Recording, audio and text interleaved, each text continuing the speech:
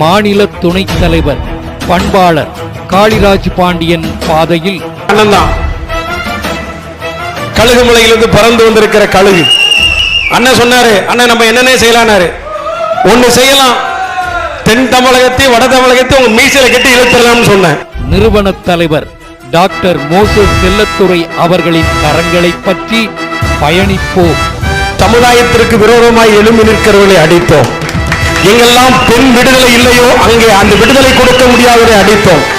சாதி சமய மத பணத்திற்கு அப்பாற்பட்டு செயல்படுகிற ஒரு அமைப்பாக செயல்பட்டோம். ஒருவர் 10 ஆனோ 10 100 ஆனோ நாளை பகைவர் நொறுங்கும் படையாவோம்.